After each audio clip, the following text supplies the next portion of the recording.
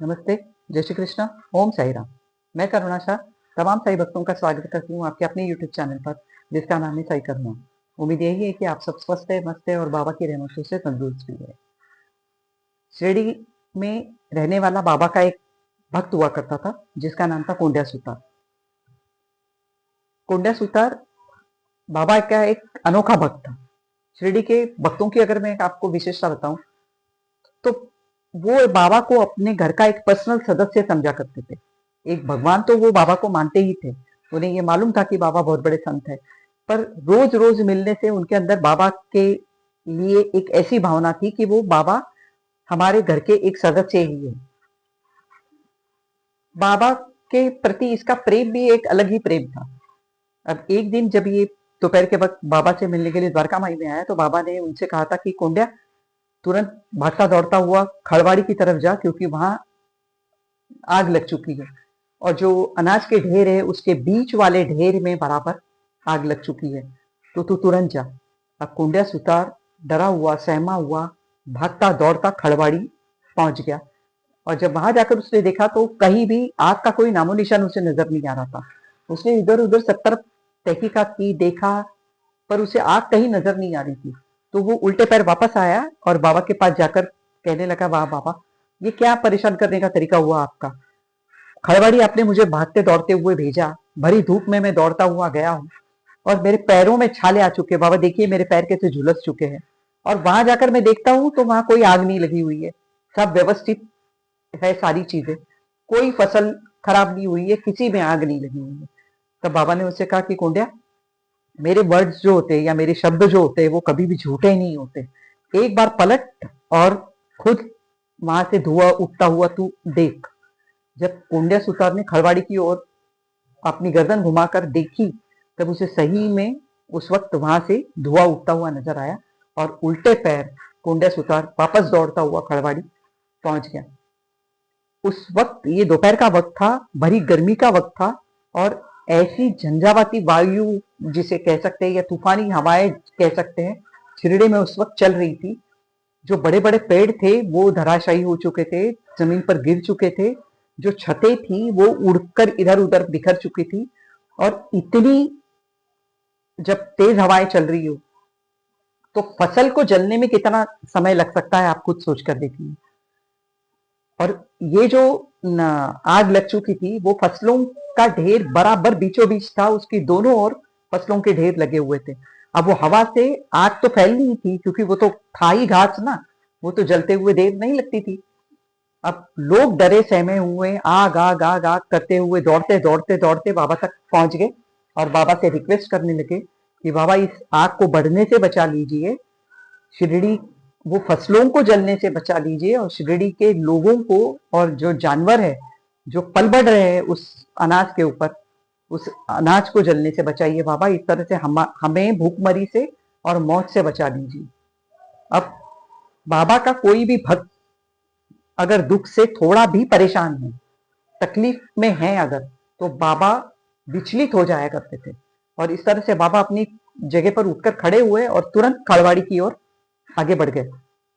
बाबा वहां पहुंचकर उन्होंने देखा कि बीच की सही में बीच की ढेर में आग लग चुकी थी। बाबा ने पानी लिया अपने हाथ में और प्रदक्षिणा जैसे करते हैं ना, उस तरह से वो स्टैक की ओर चारों ओर से बाबा ने पानी की एक लाइन बना डाली थी, जैसे कि एक बाउंड्री बना दी हो, एक सीमा रेखा बना दी हो कि इसके आगे आग को नहीं बढ़ना है। और बाबा ने कहा कि अब केवल यही जलकर खाक होंगी फसल, और क्योंकि ये अग्नि का हिस्सा थी, ये अग्नि की हक की थी जो अब जलकर खाक हो जाएंगी। आजू बाजू के ढेर को या अनाज फसलों को आग से कोई नुकसान नहीं पहुंचेगा। और बाबा के शब्द सच साबित हुए। वो आग जितनी पानी की बाउंड्री थी बाबा ने बनाई हुई उसके बाहर नहीं आई, और बाकी के सारे जो फसलों के ढेर थे वो जलने से इस तरह से बच गए। एक बार फिर बाबा ने साबित किया कि अग्नि के ऊपर बाबा की सत्ता कैसी थी या बाबा का पावर कैसा था। एक्चुअली जो पंच तत्व थे ना, या 5 एलिमेंट्स जिसे हम कहते हैं ना, उन सब पर बाबा का बस चलता था।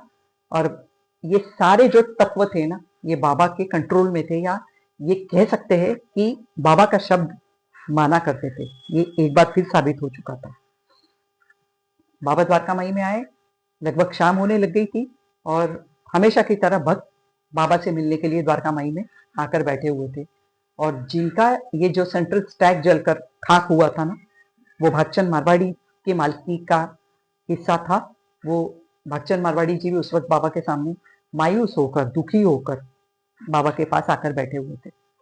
नाना साहेब चांदोरकर जी भी उस वक्त बाबा के पास बैठे हुए थे। तब बाबा ने नाना से कहा कि नाना, इन लालची लोगों की तरफ एक नजर फेर कर देखो।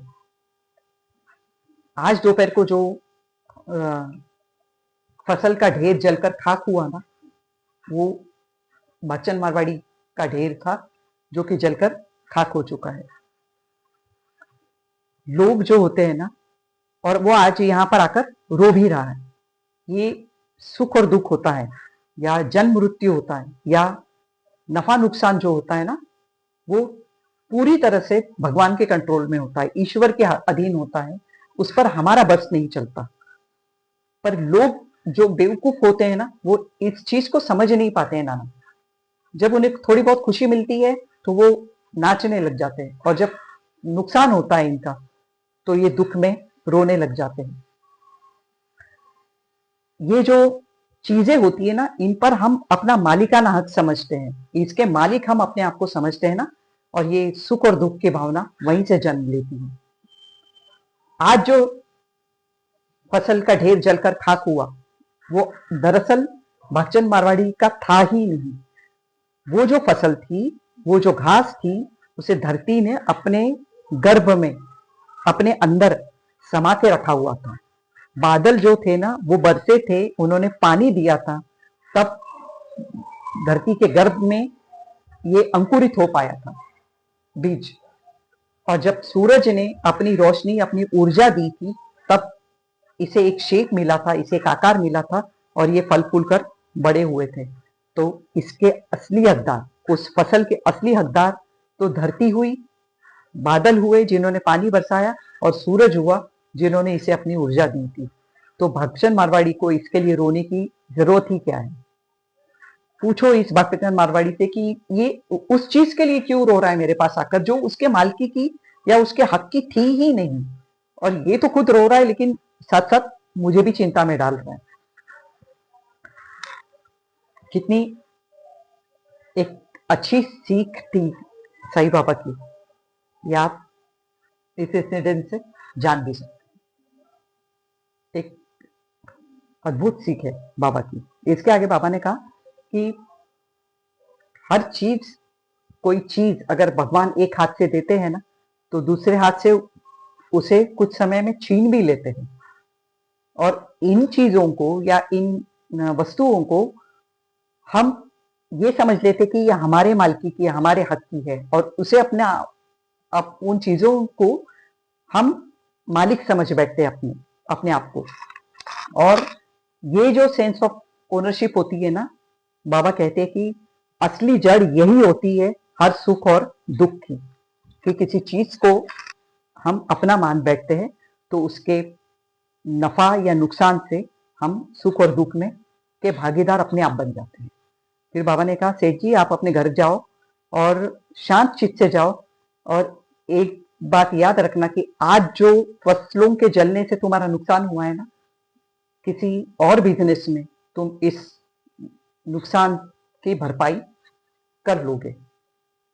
अब सोच कर देखिए कि ये जो एक शिक्षा बाबा ने बैठे बैठे वहां लोगों को दी थी, सुख और दुख का रिलेशन जो बाबा ने समझाया था, सोच कर देखिए कि कितने हर्षित और कितने खुश हुए होंगे। नाना साहब चांदोरकर जी जैसे विचारवंत इंसान उस वक्त वहीं पर मौजूद थे, और वो तुरंत बाबा के पैरों में गिर पड़े थे, और उन्होंने बाबा से कहा था कि बाबा आप सचमुच चांद की तरह हो हमारे लिए, और हम चकोर पक्षी हैं आपके लिए।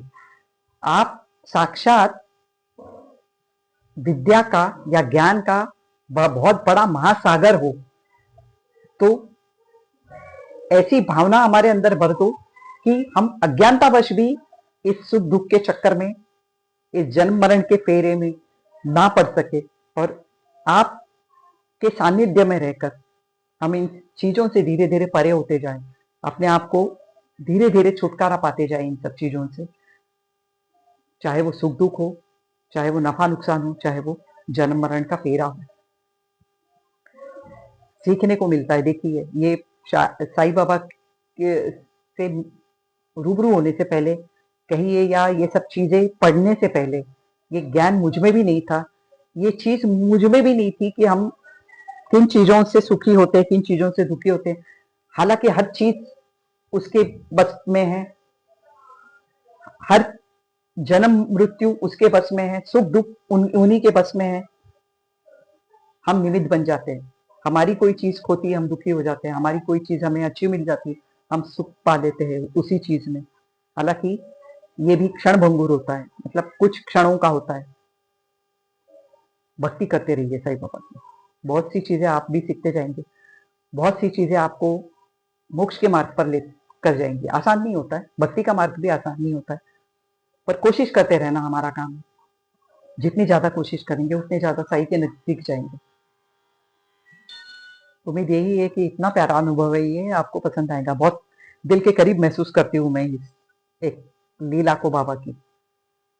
जो जो लीलाएं बाबा ने शिक्षा के रूप में हमें दी हुई है, उसे संग्रह करती जाइए, अपने अंदर उसे पन पनपाइए, बड़ा कीजिए, कोशिश कीजिए इससे हम कुछ अच्छा सीख सके और आने वाली पीढ़ी को कुछ अच्छा दे सके।